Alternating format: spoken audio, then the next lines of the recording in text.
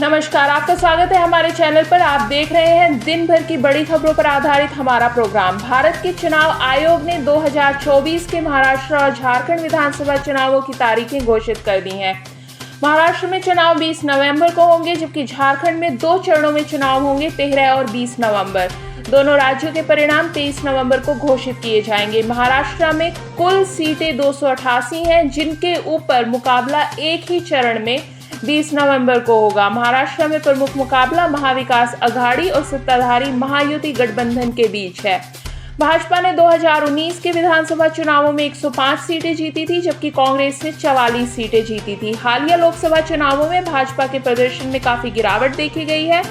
झारखंड में 81 निर्वाचन क्षेत्रों के लिए चुनाव होंगे। विधानसभा का कार्यकाल 5 जनवरी 2025 को समाप्त हो रहा है। मुख्य चुनाव आयुक्त ने चुनावों में धन शक्ति पर नियंत्रण लगाने पर जोर दिया है। 2019 के चुनावों में जो 5 चरणों में हुए थे, भाजपा को अपने प्रतिद्वंदियों से आलोचना का सामना करना पड़ा था, लेकिन प्रवक्ताओं ने इस बार फिर से सत्तारूढ़ सरकार के पक्ष में मतदान की उम्मीद जताई है। ये चुनाव दोनों राज्यों में भविष्य की राजनीतिक स्थिति और शासन को निर्धारित करने में महत्वपूर्ण भूमिका निभाएंगे। इसके अलावा इलेक्शन कमीशन ने 48 विधानसभा सीटों और 2 पार्लियामेंट्री सीटों पर उपचुनाव की भी घोषणा की है। 2 पार्लियामेंट्री सीट्स हैं केरला की वायनाड और महाराष्ट्र की नांदेड़। नांदेड़ पर चुनाव 20 नवंबर को और वायनाड पर चुनाव 13 नवंबर को होगा। वायनाड की सीट राहुल गांधी के इस्तीफा देने पर खाली हुई है और नांदेड़ की सीट वहां के एमपी वसंतराव बलवंतराव की मृत्यु के कारण खाली हुई है। उत्तर प्रदेश की 9 विधानसभा सीटों पर चुनाव 13 नवंबर को होंगे, जबकि मिल्कीपुर सीट पर उपचुनाव घोषित नहीं किए गए हैं। मिल्कीपुर विधानसभा सीट अयोध्या संसदीय क्षेत्र के अंदर आती है और अवधेश प्रसाद सिंह के लोकसभा सांसद बन जाने के बाद वह सीट खाली हुई है। इसके अलावा असम की 5, बिहार की 4, छत्तीसगढ़ और गुजरात की 1-1, कर्नाटक की 3, केरला की 2, मध्य प्रदेश की 2, मेघालय की 1, पंजाब की 4, राजस्थान की 5, सिक्किम की 2 और पश्चिम बंगाल की 6 विधानसभा सीटों पर उपचुनाव भी 13 नवंबर को ही हो रहे हैं। उत्तराखंड में केदारनाथ विधानसभा की 1 सीट केदारनाथ पर उपचुनाव 20 नवंबर को होंगे। भारत ने जनरल एटॉमिक्स के साथ 31 प्रीडेटर ड्रोन खरीदने के लिए अमेरिका के साथ एक डील पर हस्ताक्षर किए हैं, जो कि एक गवर्नमेंट टू गवर्नमेंट ढांचे के तहत समझौता हुआ है। यह समझौता पिछले सप्ताह सुरक्षा कैबिनेट समिति या CCS द्वारा अनुमोदित किया गया है, जिसमें भारतीय नौसेना के लिए 15 सी गार्जियन ड्रोन और भारतीय वायु सेना और सेना के बीच समान रूप से वितरित होने वाले 16 स्काई गार्जियन ड्रोन शामिल हैं। 32,000 करोड़ रुपए का यह सौदा भारत में रखरखाव, मरम्मत और ओवरहॉल की सुविधा भी प्रदान करता है। MQ-9B प्रीडेटर ड्रोन, जो अपनी लंबी सेंसिटिविटी और ऊंचाई की क्षमताओं के लिए जाने जाते हैं, भारत की निगरानी क्षमता को बढ़ाएंगे, विशेष रूप से भारत और चीन की सीमा पर। ये ड्रोन 35 घंटे से ज्यादा टाइम तक उड़ान भर सकते हैं और हेलफायर मिसाइलों और बमों को ले जाने की क्षमता रखते हैं। यह अधिग्रहण वर्षों के बाद चर्चा में आया है और हाल ही में इस अधिग्रहण पर अंतिम स्वीकृति प्रदान की गई है। इंडियन मोबाइल कांग्रेस 2024 में रिलायंस जियो के अध्यक्ष आकाश अंबानी ने भारत के लिए अपने डेटा को देश के अंदर ही बनाए रखने की आवश्यकता पर जोर दिया है और सरकार से आग्रह किया है कि 2020 के ड्राफ्ट डेटा केंद्र नीति को अपडेट करे। उन्होंने 2G से 5G तक भारत की तेज डिजिटल प्रगति के बारे में भी बात की और 6G के प्रदर्शन में और सुधार की अपेक्षाएं व्यक्त की हैं। इस बीच प्रधानमंत्री नरेंद्र मोदी ने डिजिटल प्रौद्योगिकी के लिए वर्ल्ड स्टैंडर्ड्स और AI के एथिक्स उपयोग का आह्वान किया है। उन्होंने डेटा गोपनीयता, सुरक्षा और साइबर खतरों का सामना करने के लिए अंतर्राष्ट्रीय सहयोग के महत्व पर बल दिया है। प्रधानमंत्री मोदी ने तकनीकी प्रगति के लिए मानव केंद्रित दृष्टिकोण पर भी जोर दिया, यह सुनिश्चित करते हुए कि कोई भी देश या समुदाय डिजिटल क्रांति से पीछे न छूटे।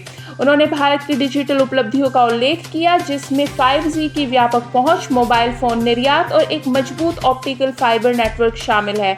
मोदी ने वैश्विक संस्थाओं से समावेशी, सुरक्षित और भविष्य साक्ष्य मानक स्थापित करने का आग्रह किया है और भारत की डिजिटल सार्वजनिक संरचना के अनुभवों को दुनिया के साथ साझा करने की तत्परता के बारे में भी बात की है। मुंबई पुलिस ने पूर्व महाराष्ट्र मंत्री और एनसीपी नेता बाबा सिद्दीकी के हत्या के मामले में चौथी गिरफ्तारी की है। आरोपी हरीश कुमार बालकृष्णन को उत्तर प्रदेश के बहराइच से गिरफ्तार किया गया है। वह मात्र 23 साल का है। वह पुणे महाराष्ट्र में एक स्क्रैप डीलर के रूप में काम कर रहा था और सिद्दीकी की हत्या की साजिश का हिस्सा था। इस मामले में कुल 4 गिरफ्तारियां हो चुकी हैं। पहले पुलिस ने हरियाणा से गुरमेल बलजीत सिंह और उत्तर प्रदेश से धर्मराज राजेश कश्यप को गिरफ्तार किया, जो कथित तौर पर शूटर है, और पुणे के को-कॉन्स्पिरेटर प्रवीण लोकर को भी पकड़ा गया है। एक और संदिग्ध शिव कुमार गौतम, जो बहराइच से है, अभी भी फरार है। बाबा सिद्दीकी, जो 66 साल के थे, शनिवार रात मुंबई के निर्मल नगर क्षेत्र में अपने बेटे जीशान सिद्दीकी के कार्यालय के बाहर 3 हमलावरों की गोली का शिकार हो गए। उन्हें लीलावती अस्पताल ले जाया गया, लेकिन वहां पहुंचने पर उन्हें मृत घोषित कर दिया गया। इसी संबंधित एक मामले में लॉरेंस बिश्नोई गैंग, जो 1998 के काले हिरण शिकार मामले को लेकर बॉलीवुड अभिनेता सलमान खान से लंबे समय से प्रतिशोध लेने का इरादा रखता है, उसने सिद्दीकी की हत्या की जिम्मेदारी ली है। और रिपोर्ट्स के अनुसार इसी गैंग ने खान को निशाना बनाने के लिए 60 शूटर्स किराए पर लिए हैं, जिससे मुंबई पुलिस को अभिनेता के घर के चारों तरफ सुरक्षा और भी ज्यादा बढ़ानी पड़ी है।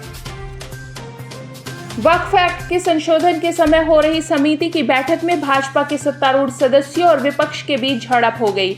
यह विवाद भाजपा सांसदों निशिकांत दुबे, दिलीप सकैया, अभिजीत गांगुली और विपक्ष के सदस्यों कल्याण बनर्जी और गौरव गोगोई के बीच महिलाओं को वक्फ बोर्ड में शामिल करने के मुद्दे पर गर्म बहस के साथ शुरू हुआ। विपक्ष के सांसदों ने भाजपा के सदस्यों पर आपत्तिजनक भाषा का उपयोग करने का आरोप लगाया और लगातार वे दूसरे दिन बैठक से बाहर चले गए। यह विवाद तब और बढ़ गया जब समिति ने कर्नाटका राज्य अल्पसंख्यक आयोग के पूर्व अध्यक्ष अनवर मणिप्पाड़ी को बोलने की अनुमति दी। मणिप्पाड़ी ने कांग्रेस के नेताओं, जिसमें पार्टी के अध्यक्ष मल्लिकार्जुन खड़गे भी शामिल हैं, वक्फ भूमि घोटाले में शामिल होने का आरोप लगाया, जिससे विपक्ष के सदस्यों ने विरोध करना शुरू कर दिया।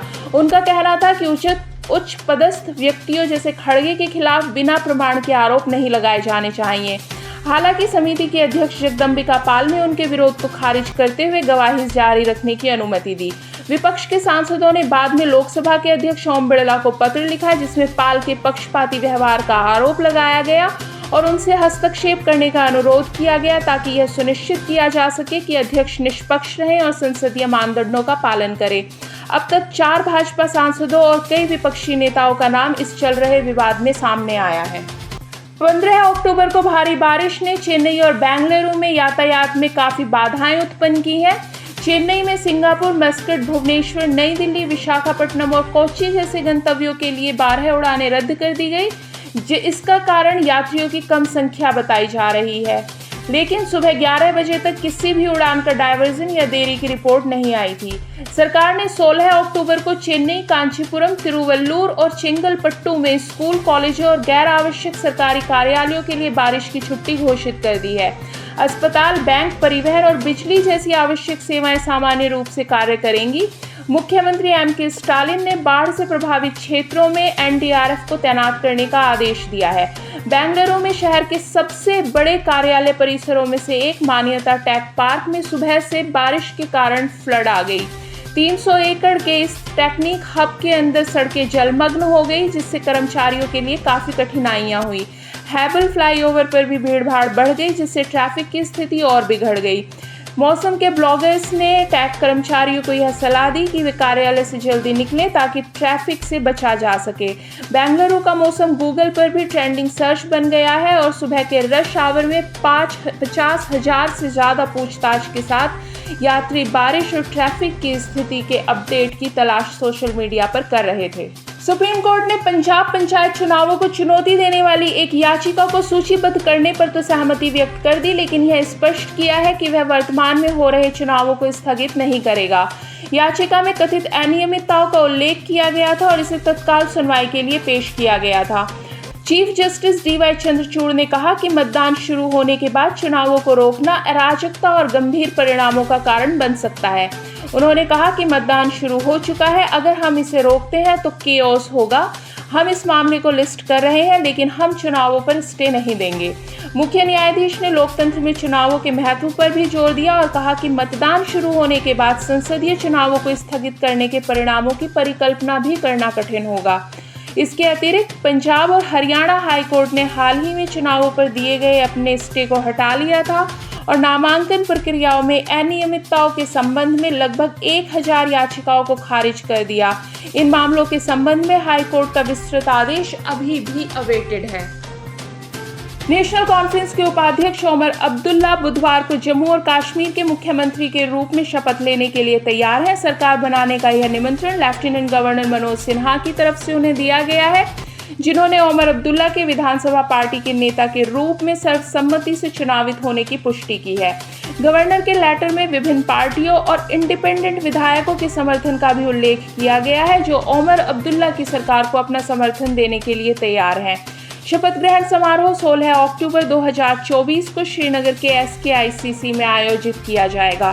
अब्दुल्ला ने सोशल मीडिया पर इस खबर को साझा करते हुए नई सरकार के नेतृत्व करने के लिए अपनी तत्परता जाहिर की है। नेशनल कॉन्फ्रेंस और कांग्रेस गठबंधन ने हाल ही में हुए कश्मीरी विधानसभा चुनावों में सबसे ज्यादा सीटें प्राप्त करके सरकार बनाने का दावा पेश किया था।